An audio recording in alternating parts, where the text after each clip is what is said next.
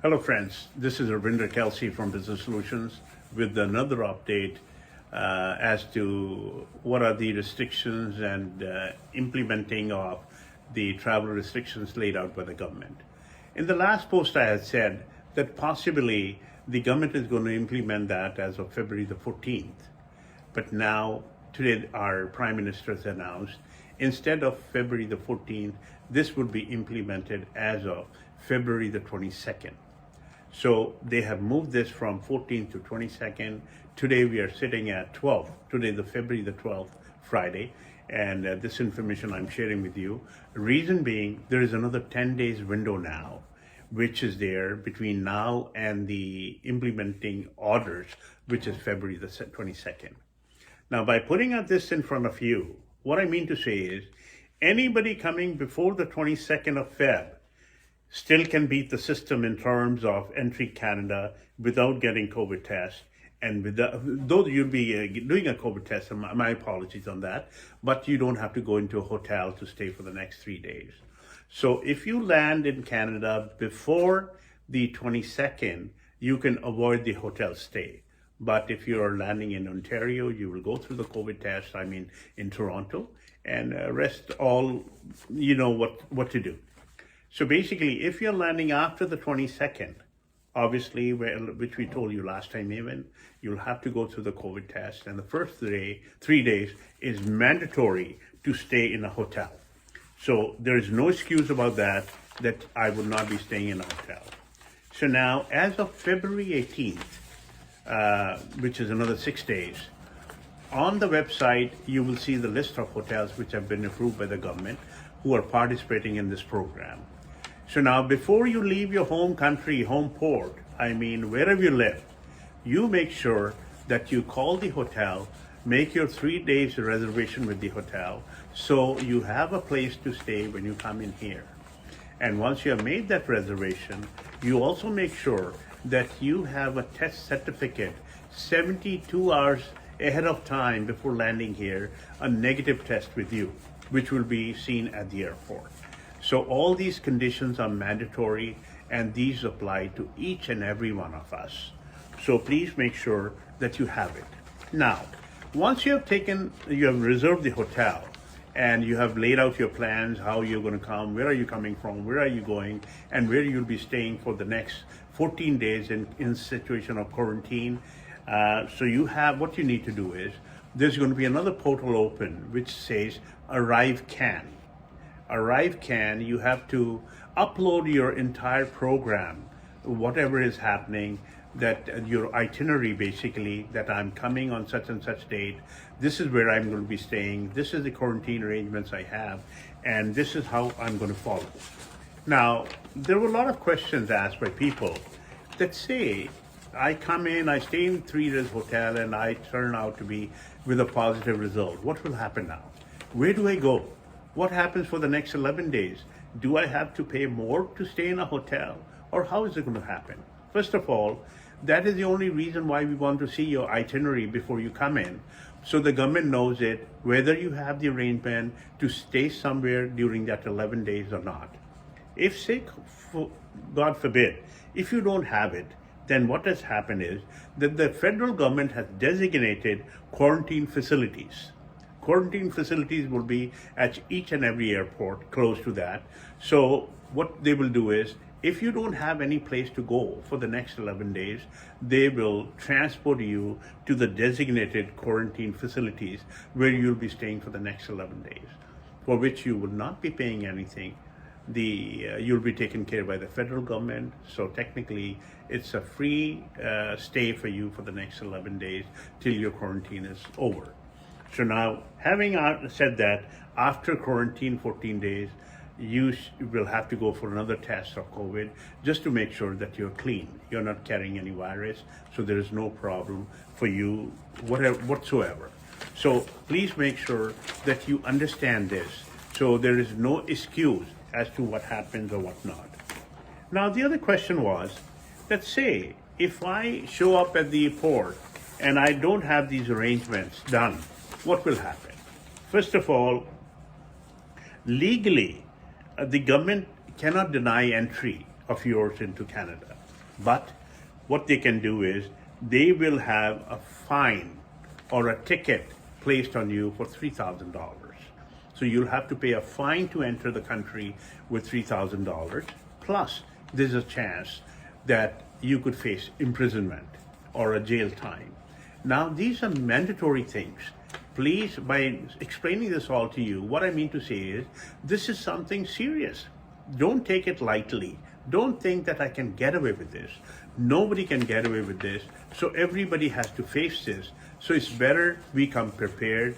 So at least after landing here, we don't face too many problems other than whatever is mandatory. So please make sure about this, that you take care of this.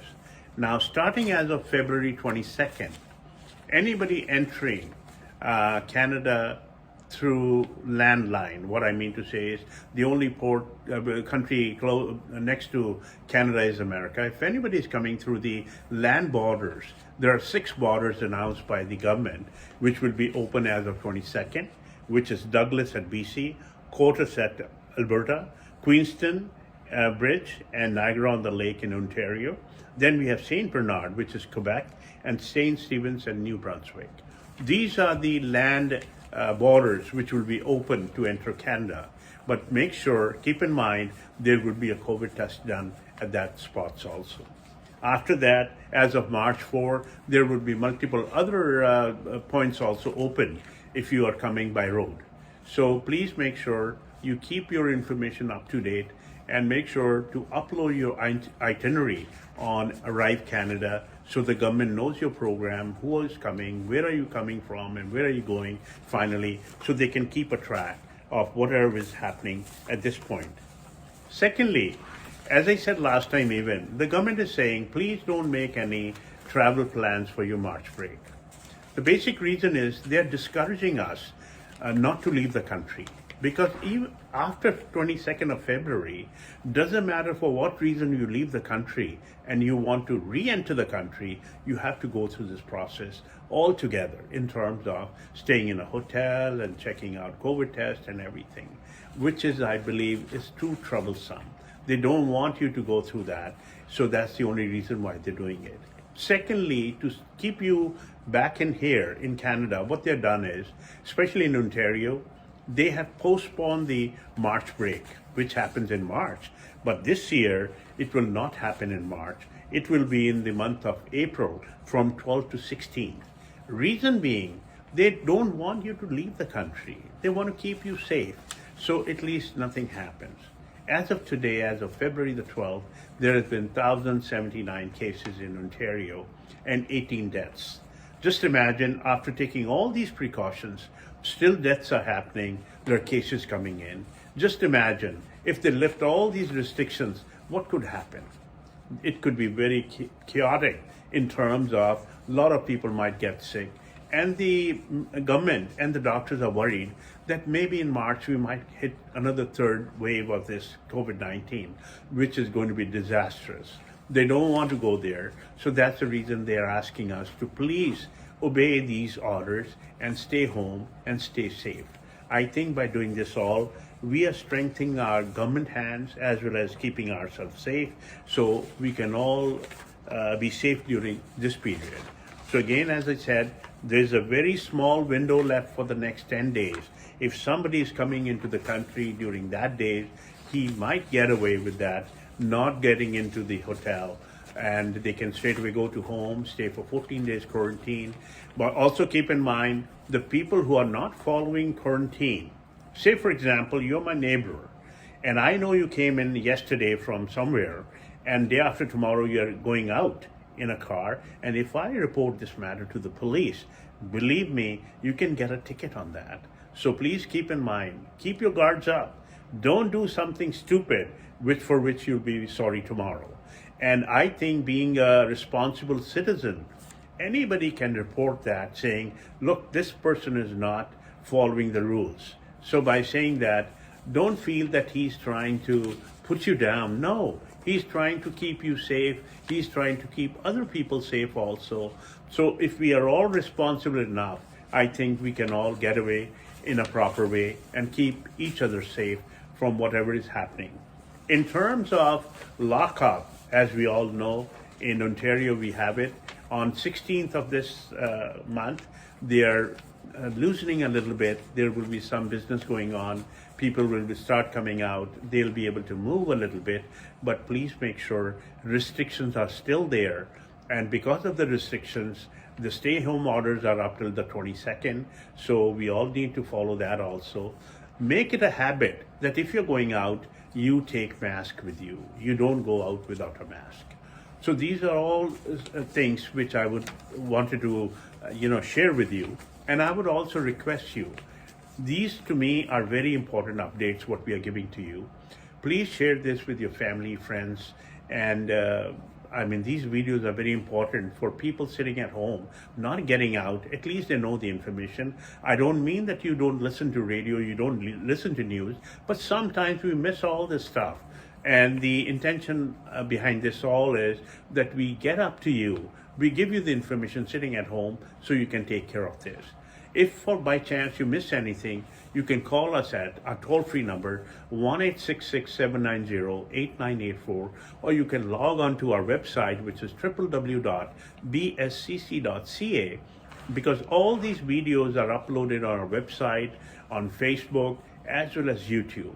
It is just for your information. If you miss something, you can go back and see what we said, because whatever we say it within the legal framework, which I believe is quite helpful in times when we really need the information other than running around. So the other people, which I would say for anybody coming into Canada, if you're missing anything, please log on to the government websites, COVID-19 or the immigration, whatever. They have updated each and everything on the website. So before you leave the country of your origin, at least you know what to do, what not to do, how to do it, and follow up accordingly. On that part, today is one good news also for the people, our family, friends, or other fellow people living in Alberta. Your Premier, Mr. Kenny, has announced a special gift for you guys. The people who did not qualify for CERB or CRB, Mr. Kenny has done that. He has announced a $1,200 one-time payment. Please keep in mind, it is a one-time payment, not every month, for the people who did not qualify earlier for this facility of getting some help from the government. Now, there are two different things which we need to understand. What is the eligibility? People working in the public sector, working for the government, all the information is already with the government, so they don't have to apply for that. Automatically, they will get it. But the people working in private sector, they have to apply for this. Now, what is the eligibility? First of all, the eligibility is you should be either making $25 an hour or less than $25 an hour. You're automatically eligible. Now, the second eligibility is that as of October 12, 2020, till January 31st, 2021, you must have worked at least 300 hours. And if you have done these two things, you automatically qualify. And the third thing is you should be living in Alberta and you should be working in Alberta. So these are the main things. Now, as I said, for the public sector, they don't have to apply. For the private sector, you have to apply. Now, can I apply myself? No, you cannot apply yourself. Your employer will be applying on your behalf. Now, the reason for doing this is, at least if, say, I'm your employer and I'm employing on your behalf, for your behalf, I'm employing them. The thing is, I'm giving all your information into the government. So technically, the information provided to the government is for an eligible candidate only. There is nothing as such that where they can miss something, that people who are not eligible even to get this money, they also apply and get the money. So it's basically a safety network. So the people who fall in this category, please ask your employer to apply on your behalf. By applying on your behalf, you will be eligible and you qualify for $1,200. So on that note, I think this is something, a kind of a bonus check at this moment when we all really need money. So it's on that good note, at least there is something good happening at this point, which I really wanted to close this update on this note.